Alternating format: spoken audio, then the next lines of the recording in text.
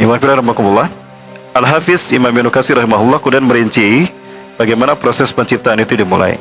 Awalnya beliau berbicara tentang penciptaan alam semesta. Nah, beliau mengangkat penciptaan alam semesta ini dengan sederhana. Intinya, saya simpulkan bahwa beliau membahas tentang penciptaan alam semesta ini sebagaimana apa yang kita kenal dengan teori nebula. Teori ini dikembangkan oleh para ahli astronomi muslim, itu dari surat Ad-Dukhan. Nah, kemudian di sini juga dibahas tentang penciptaan bumi.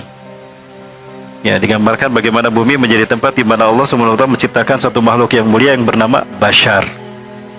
Juga beliau disebutkan membahas isi tentang manusia yang disebut juga insan. Ya, Bashar dan insan adalah dua kata yang diistilahkan untuk makhluk yang paling mulia yang bernama manusia ini. Yang Allah ciptakan pertama kali adalah Adam. Di sini dibahas oleh beliau langsung ketika membahas tentang manusia bahwa beliau mengatakan yang pertama diciptakan itu adalah Nabi Adam alaihissalam. Tidak ada makhluk lain selain Nabi Adam alaihissalam sebelum Nabi Adam. Maksudnya selain Nabi Adam tidak ada manusia. Nabi adalah manusia yang pertama.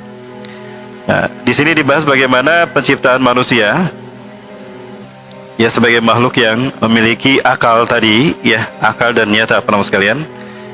Ya, itu diciptakan dengan proses-proses yang dijelaskan dalam surat Al-Alaq. Bahwa manusia itu berawal dari nutfah. Nutfah ini sarifati tanah yang dimakan oleh manusia. Nah, adapun Nabi Adam alaihissalam ini diciptakan oleh Allah Subhanahu wa taala langsung dari tanah itu sendiri, minatin. Dijelaskan bagaimana Nabi Adam alaihissalam diciptakan. Hanya ada ikhtilaf terkait dengan cerita siapa yang diperintahkan Allah untuk mengambil tanah yang akan menjadi bahan penciptaan Adam. Ya, teman sekalian, cerita ini adalah Israiliyat. Artinya berasal dari Bani Israel. Kita tahu siapa Bani Israel. Bani Israel ini suka berbohong kan? Walaupun ada kalanya mereka berkata benar. Tapi karena suka berbohongnya ini membuat kita tidak bisa percaya sepenuhnya dari apa yang dikatakan oleh Bani Israel. Yang kedua, teman sekalian, karena datang dari Bani Israel, maka dia tidak bisa dijadikan sebagai referensi sandaran utama. Hanya paling tidak ya wacana lah bagi kita. Lalu bagaimana kita menyikapi sesuatu dari Bani Israel? Katakan kita hanya beriman pada apa yang Allah turunkan. Nah, apa yang disebutkan Bani Israel dalam penciptaan manusia? Pertama, penciptaan pertama manusia yang dilakukan, yang terjadi pada Nabi Adam alaihissalam adalah Allah perintahkan awalnya pada malaikat Jibril. Malaikat Jibril diperintahkan untuk mengambil tanah di muka bumi.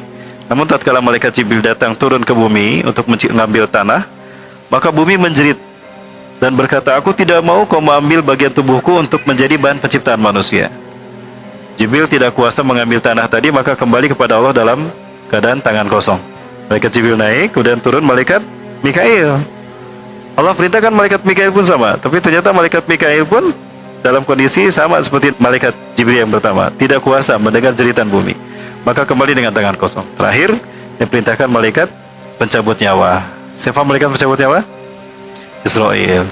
Maka malaikat Jibril kemudian mengambil tanah, maka dia ambil itu semua lalu diserahkan kepada Allah.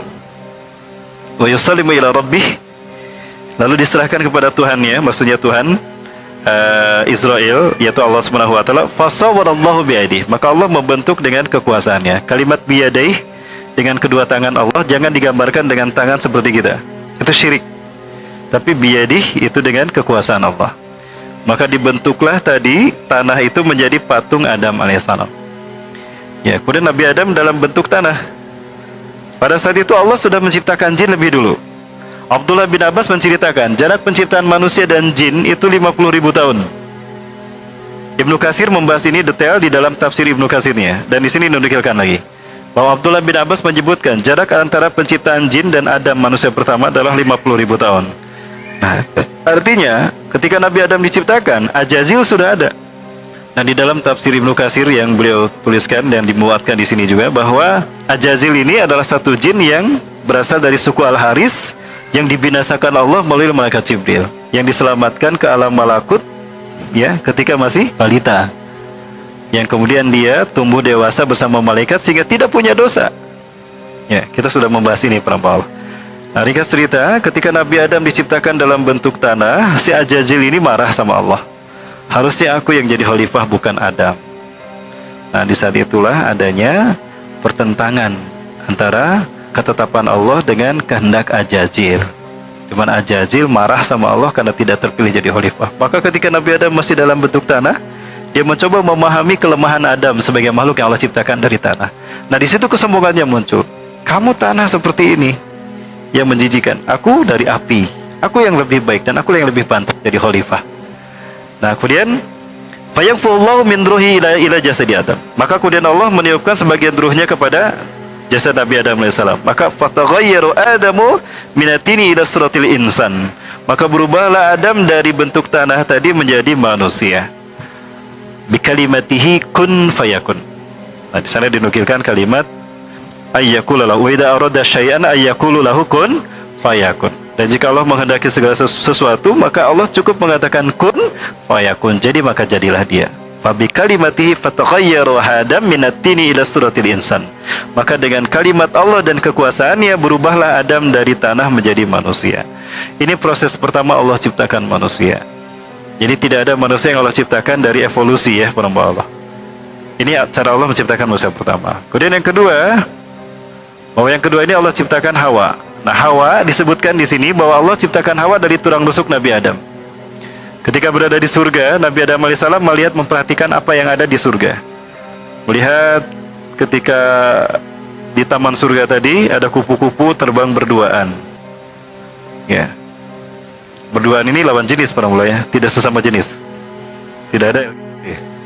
Kemudian melihat kancil berduaan, bunga-bunga bermacam-macam. Nah, Nabi Adam kemudian berpikir, subhanallah, betapa luar biasa Allah menciptakan karunia alam semesta ini dengan sangat beragam sebagai bukti kekuasaannya.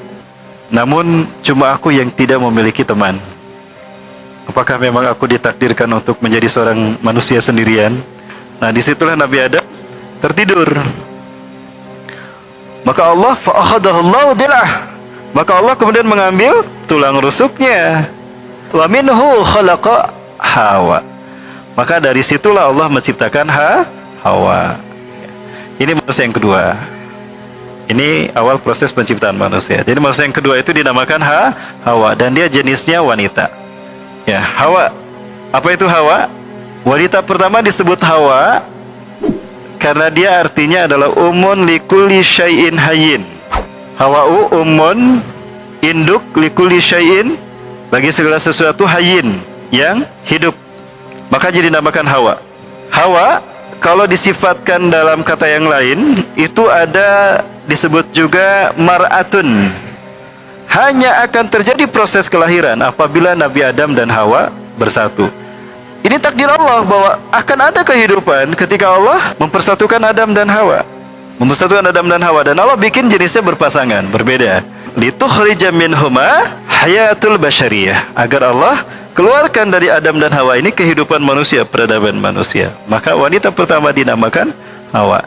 Adapun sifat yang lain tadi mar'atun karena diciptakan dari seorang mar'in laki-laki, nisaun karena jenis kelaminnya perempuan. Kebalikan dari nisa atau niswa adalah laki-laki, ar-rijal rajulun.